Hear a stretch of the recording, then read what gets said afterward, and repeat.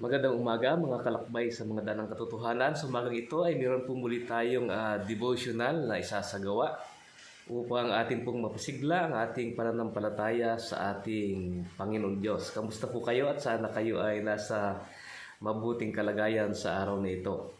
At masigla, malakas ang pangatawan, walang karamdaman, at ang maganda ay laging nakatuon ang ating kaisipan sa ating Panginoon. Ang ating paksa ay may kinalaman sa pagiging masipag sa paglilingkod sa Diyos. Ano po? Napakaraming tao na sa lahat ng trabaho ay masipag. Yung araw ay ginagawang gabi. Subalit ang kulang ay ang kasipagan sa paglilingkod sa Panginoon. Bago tayo magpatuloy ay manalangin po muna tayo. Dakilang Diyos, sa umagang ito, maraming salamat po sa iyong patuloy na pag-iingat na ibinigay sa amin, na kami ngayon ay may buhay, kalakasan, at alam naming ang pagpapala ay laging nariyan at sasapat para sa amin na hindi mo kami pinababayaan. Kaya sa araw na ito, amin pong dinadalangin ang pakisama ng iyong banal na Espiritu sa aming buhay. Ganon din naman po, Panginoon, sa aming devotional na ito, nawa ito ay maging kaluguran sa iyo at magkaroon po kami ng matuwid na karapat-dapat sa iyong banal na paningin. Maraming salamat po, Panginoon, sa pagdinig sa iyong panalangin. Hinihiling po namin ito sa pangalan po ng aming Panginoon Jesus. Amen. Ngayon, sinasabi ko kanina na ang mga tao ay napakasipag.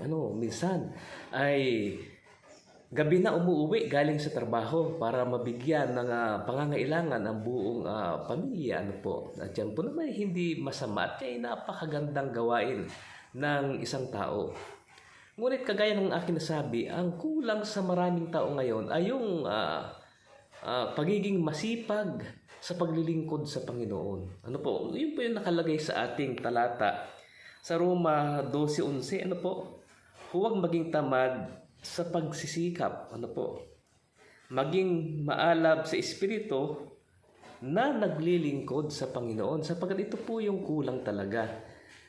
Marami tayong pera minsan, dahil maganda yung ating trabaho, nabibili natin ang gusto natin, masikap tayo pagdating sa trabaho po natin, At talaga namang pag sinabi ng boss ay dapat matapos ito sa ganitong deadline, ay tapos kaagad natin. Yun po ay dahil sa ating trabaho, Pero, dahil sa trabaho natin, minsan wawalan tayo ng panahon sa paglilingkod sa Diyos.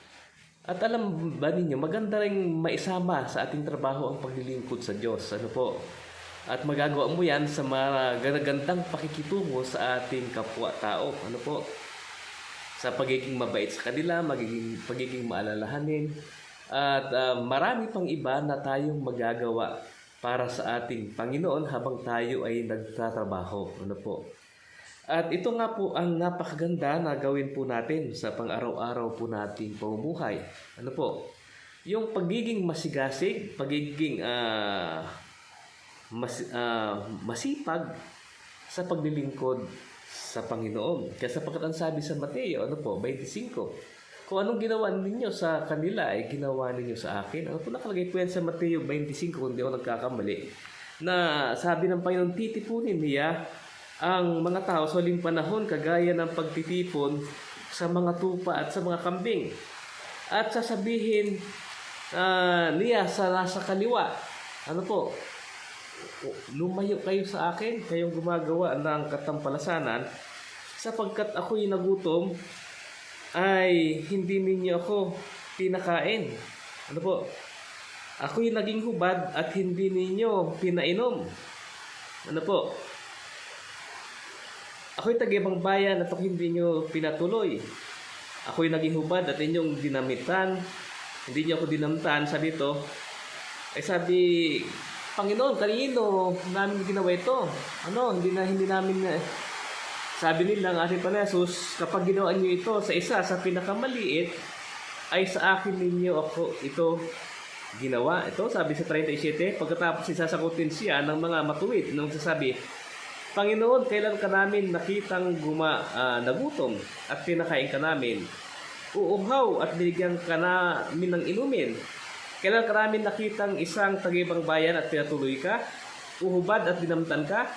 At kailan ka namin nakitang may sakit o nasa bilangguan at dinalaw ka namin?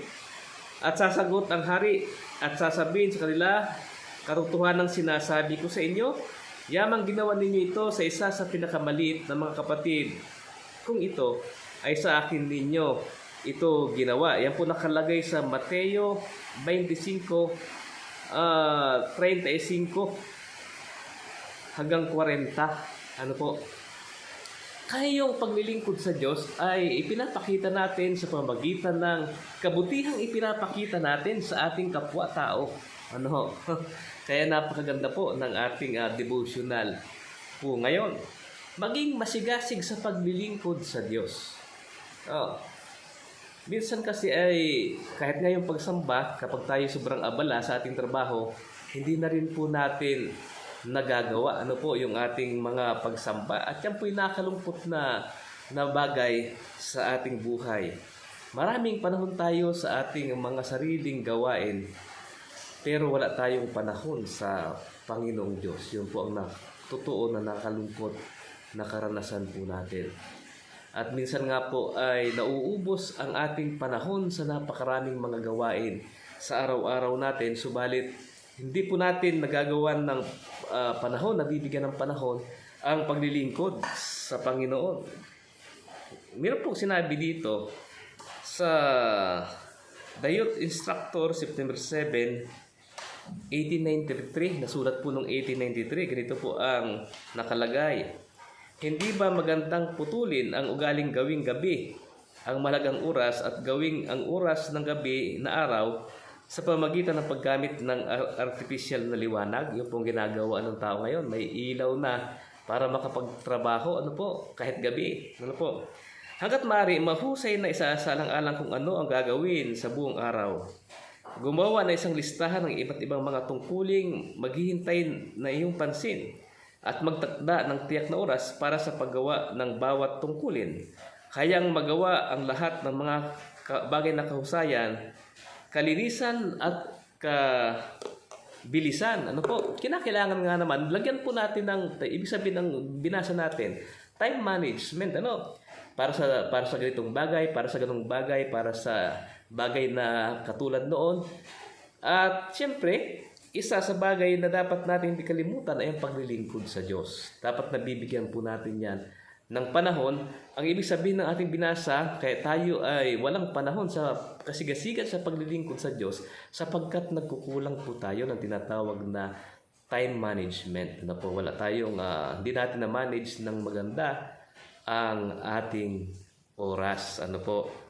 Hanggat maaari, mahusay na isalang-alang daw. Bigyan ang inyong mga sarili ng ilang mga minuto upang gawin ang trabaho at huwag huminto para sa magbasa ng mga papeles at mga librong kumukuha ng iyong pansin. Ngunit sabihin sa iyong sarili, hindi mayroon lamang akong ilang minuto para gawin ang trabaho ko.